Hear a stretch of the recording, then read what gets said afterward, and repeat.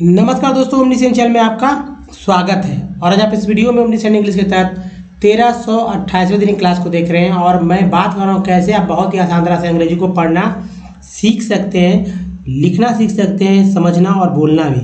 देखिए कुछ टिप्स जो टिप्स है उस टिप्स पे भी मैं बात करूँगा कि दिन भर आप अंग्रेजी पढ़ने को लेकर क्या क्या गतिविधि यानी एक्टिविटी आप कर सकते हैं। उसके बाद जो वर्ड्स होते हैं वो तो रहेंगे 6 लेटर वर्ड्स और टेक्स्ट, उसका अनुवाद भी, ट्रांसलेट भी। तो चलिए सबसे पहले दोस्तों आपको देखिए पॉइंट बताऊंगा कि प्रतिदिन जो है अंग्रेजी का अखबार पढ़ें। जी हाँ दोस्तों, अब इस पे क्या टिप्स है कि ये जो एवरीडे जो है आपको रीड करना है इंग्लिश पेपर, जिसमें दोस्तों आपको क्या करना है, एक जो है एक पेपर खरीदना है। जी हाँ, एक पेपर खरीदना है 5-7 रुपये जितना भी है, द हिंदू का। ठीक है, हिंदू का इसलिए ताकि आप अच्छे से जो है ज़्यादा मटेरियल, ज़्यादा पेजेस मिल जाए। द हिंदू का पेपर ले लीजिए और एक पेपर को पढ़िए पूरे फुल, हर एक लेटर मतलब स्टार्टिंग से लेकर अंत तक है, अंत तक जो है पढ़ना है। हर एक लाइन को पढ़ना है, जहाँ नहीं आए उसको घेर देना है, जो नहीं है वो समझ में भी आपको ये आया क्या वो क्या नहीं पढ़ना। उसके बाद दूसरी बात दोस्तों, दूसरा जो टिप्स है कि वो किताब लेना है, इंग्लिश का किताब लेना है या अंग्रेजी का जो है मैगजीन खरीद लेना। वो भी कहीं पुराने स्टॉल पे जाकर आप उपन्यास ले लीजिए, मैगजीन ले लीजिए और उसे भी जो है धीरे धीरे करके पढ़ते जाए। ठीक है, जिससे क्या होगा, देखिए उपन्यास में तो बहुत सारे फेमस उपन्यास लीजिए जो सस्ते मिल जाते हैं, और जैसे कि कॉमिक बुक भी ले सकते हैं ताकि इंटरेस्ट भी बना रहे मैगजीन में, है ना।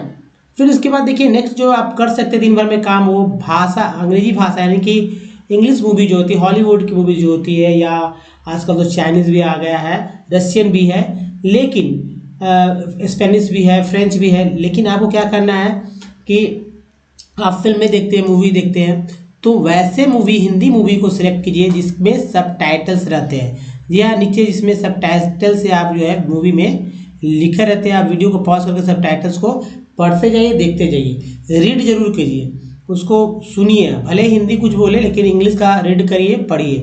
फिर देखिए पढ़ने की गति जो होता है, पढ़ने की शुरुआत जो है धीमी गति से करना है, बहुत तेज़ी से नहीं पढ़ना है, मतलब जल्दी नहीं पढ़ना है, धीरे धीरे पढ़ना है, समझ के पढ़ना है। तब क्या काम करेंगे आप, अल्फ़ाबेट, कॉन्सोनेंट, वॉवेल सबका जो, जैसा मैं बताता हूँ उसका उच्चारण अच्छे से तब तक सीख जाना है, धीमी गति से करते करते उसका यूज़ सीख जाना है। अब देखिए एवरी वर्ड, जो प्रत्येक वर्ड जो है इंग्लिश का, हर एक शब्द का जो उच्चारण सही करने का कोशिश करना है। ऐसा नहीं कि गलत पढ़ दिए गलत। देखिए जब अल्फ़ाबेट या जो हमारा पार्ट्स ऑफ वर्ड है, अगर अच्छे से उच्चारण सीख जाएंगे ना, तो हर एक वर्ड सही में उच्चारण सही करेंगे, तो ये जरूरी है। अब ऊंची आवाज़ में पढ़ने क्या डालें, अगर आपको पढ़ने नहीं आता है तो तेज़ी से पढ़ें, मतलब तेज़ी से धीमे पढ़ें और तेज़ी से बोलें, मतलब कि लाउड बोलें। जी हाँ, लाउड बोलकर आप अंग्रेजी को पढ़ना सीखिए। लाउड बोलने से क्या होगा कि आपका जो कहा हुआ जो वर्ड है वो आपके ईयर पर जाएगा, आपके कानों पे जाएगा और वो बताएगा कि आपने क्या पढ़ा, आपने सही पढ़ा गलत पढ़ा। फिर देखिए एवरीडे जो है अंग्रेजी का समाचार सुने, मतलब लगा ले, ध्यान दे, क्योंकि दिन भर गतिविधियाँ तो होती रहती, पता भी चलते रहता है।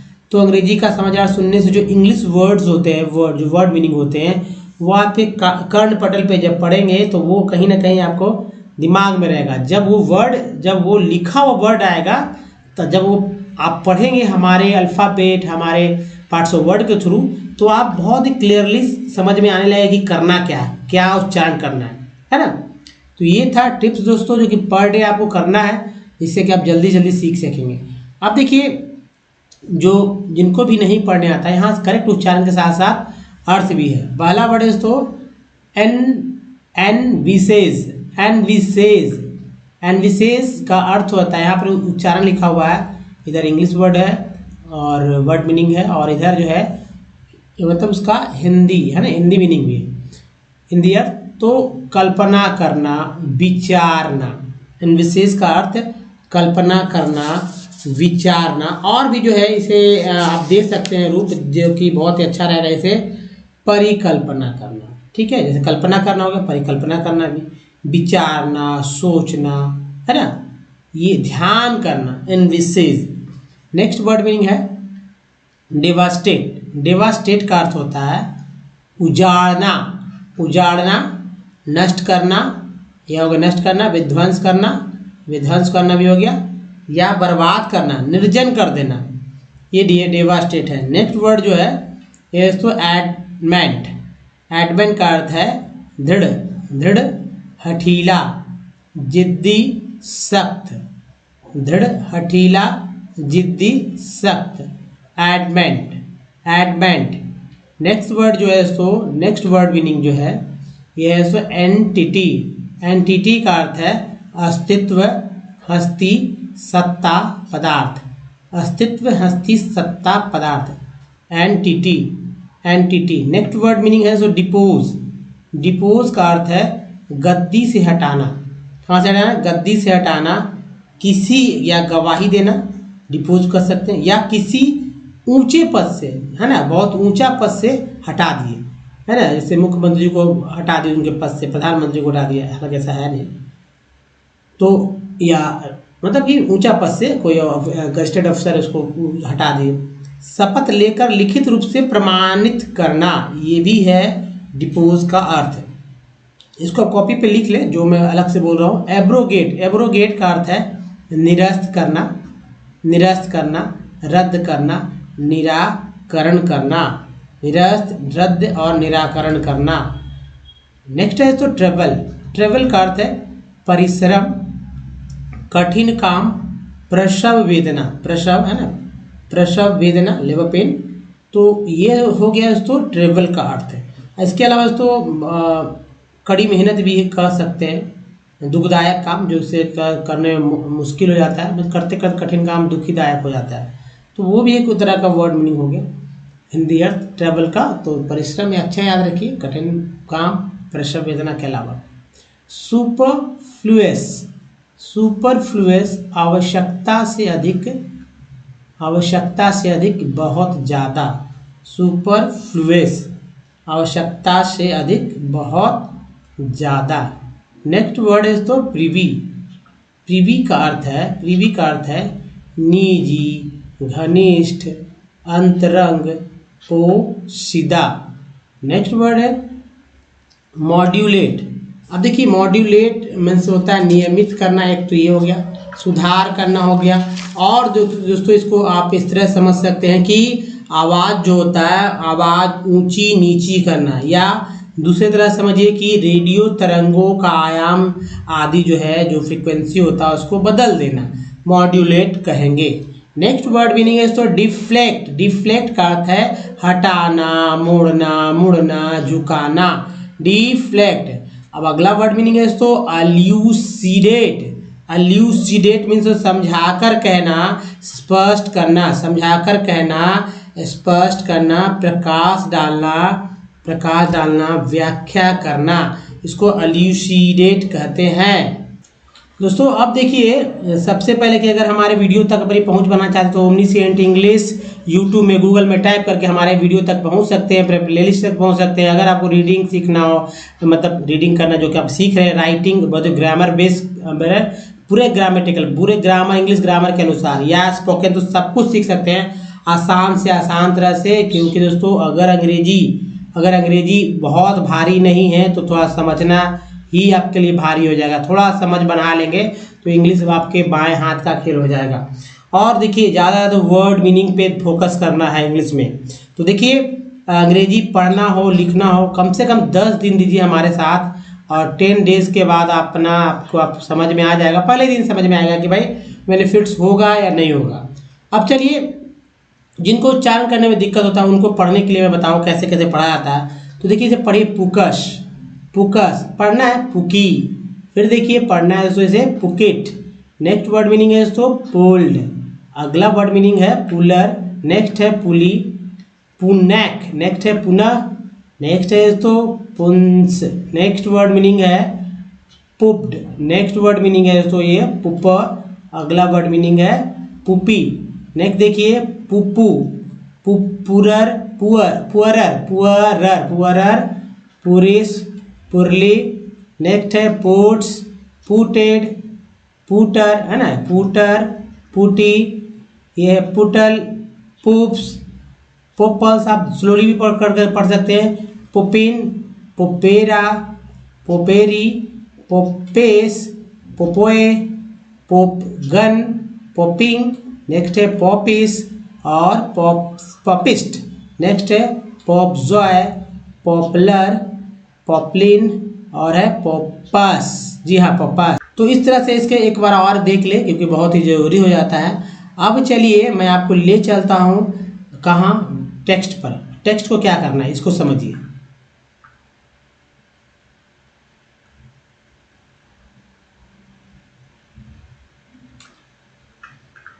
दोस्तों टेक्स्ट को पहले आप एक बार पढ़ लेंगे, थोड़ा सा हल्का, थोड़ा सा भारी, सब तरह का मतलब वर्ड मीनिंग मिल जाएगा आपको क्योंकि एनसीईआरटी के बुक से है और स्टैंडर्ड वर्ड से यही वर्ड आपके जीवन भर काम आने वाले हैं। तरह तरह के वर्ड मीनिंग है।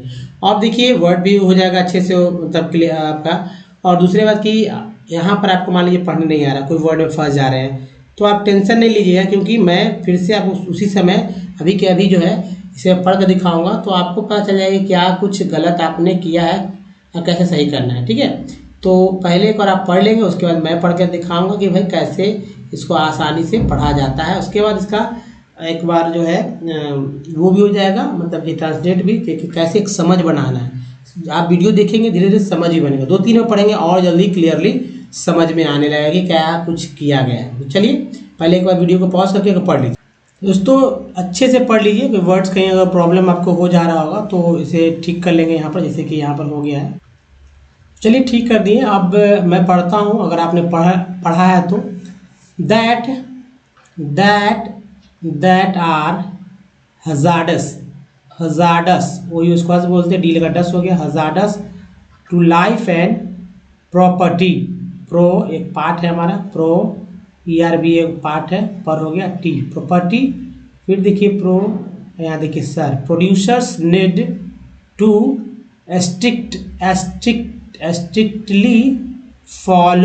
strictly follow the required safe एक बाद ये safety rules and regulations.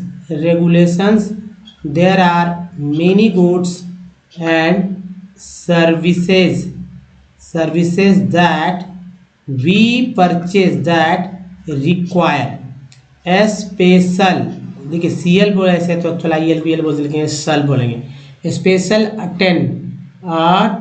Eight नहीं बोलेंगे, अटेंशन टू एक बाद ये देखा अनेक रूप में, सेफ्टी फॉर एग्जाम्पल प्री नहीं, यहाँ प्री 2 पढ़ते प्यारी को तो यहाँ प्रे पढ़ा गया, SCR को sir, pressures cooker have safety है ना, ये यहाँ पर हो जाएगा safety wall which if it is defective. देखिए टिप को याद रखिए, टिप एंड को याद रखिए, इसीलिए can cause a serious accident the manufacturer यहाँ देखिए चर्बी है, manufacturer of the safety valve have to ensure high quality